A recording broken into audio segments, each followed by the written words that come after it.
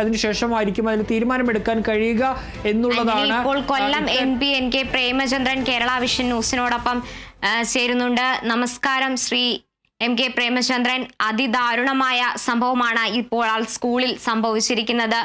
ഇത് തികച്ചും അധ്യാപകരുടെ അല്ലെങ്കിൽ സ്കൂൾ അധികൃതരുടെ ഭാഗത്തു നിന്നുണ്ടായ വീഴ്ചയാണോ അതോ KSEBയുടെ ഭാഗത്തു നിന്നുണ്ടായ വീഴ്ചയാണോ?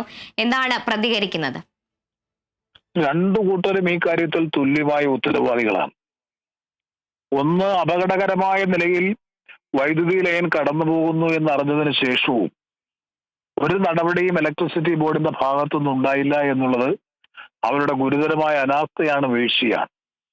അപകടസ്ഥിതിയിലാണ് വൈദ്യുതി ലൈൻ കടന്നു പോകുന്നത് എന്ന് സ്കൂൾ മാനേജ്മെന്റിന് ബോധ്യപ്പെട്ടതിന് ശേഷവും ആ കാര്യത്തിൽ ശക്തമായ നടപടികൾ സ്വീകരിക്കാൻ സ്കൂൾ മാനേജ്മെന്റ് തയ്യാറായി. സ്കൂൾ മാനേജ്മെന്റും അതുപോലെ തന്നെ ഇലക്ട്രിസിറ്റി ബോർഡും ഈ കാര്യത്തിൽ തുല്യമായ ഉത്തരവാദിത്വമുള്ളതാണ്.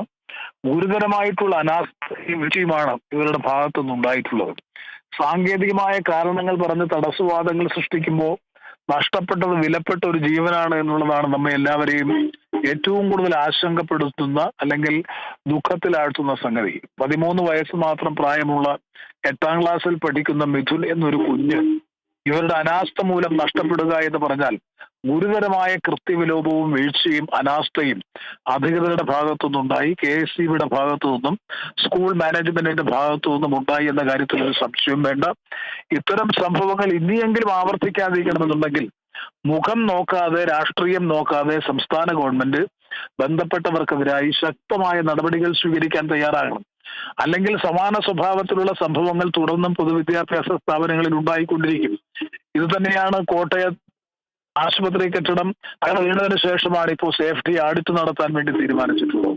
അപ്പൊ ഇത്തരത്തിലുള്ള സുരക്ഷയുമായി ബന്ധപ്പെട്ട പ്രശ്നങ്ങളിൽ നമ്മൾ പലപ്പോഴും കാണിക്കുന്ന ഒരു അലംഭാവം അല്ലെങ്കിൽ ഉദാസീനമായിട്ടുള്ള സമീപനം നിരവധി പേരുടെ വിലപ്പെട്ട ജീവനുകളെയാണ് നഷ്ടപ്പെടുത്തുന്നത് എന്ന തിരിച്ചറിവോടുകൂടി ആ കാര്യത്തിൽ കൂടുതൽ സുരക്ഷ കോംപ്രമൈസ് ചെയ്യാതിരിക്കാൻ, സേഫ്റ്റി ഒരു തരത്തിലും കോംപ്രമൈസ് ചെയ്യാത്ത നിലയിൽ അത് സ്കൂളിന്റെ ഫിറ്റ്നസ് സർട്ടിഫിക്കറ്റ് കൊടുക്കുന്ന കാര്യത്തിലായാലും ഇലക്ട്രിസിറ്റി കണക്ഷൻ കൊടുക്കുന്ന കാര്യത്തിലായാലും മറ്റേത് ആവശ്യത്തിന്റെ കാര്യത്തിലായാലും നിയമം അനുശാസിക്കുന്ന സുരക്ഷാ സംവിധാനങ്ങളും ക്രമീകരണങ്ങളും അനുസരിച്ച് മാത്രമേ അനുമതി കൊടുക്കാവൂ എന്നൊരു സ്ഥിതി വന്നു കഴിഞ്ഞാൽ ഒരു സംശയവും വേണ്ട, എല്ലാവരും ആ മുൻകരുതലെടുക്കും, നടപടികൾ സ്വീകരിക്കും. അതാണ് ഈ കാര്യത്തിൽ ചെയ്യേണ്ടത് എന്നാണ് എന്റെ വിശ്വാസം. ശരി, നന്ദി ശ്രീ NK പ്രേമചന്ദ്രൻ. കൊല്ലം MP NK പ്രേമചന്ദ്രനാണ് ഈ ഒരു സംഭവവുമായി ബന്ധപ്പെട്ട് ഇപ്പോൾ കേരള വിഷൻ ന്യൂസിനോട് പ്രതികരിച്ചിരിക്കുന്നത്.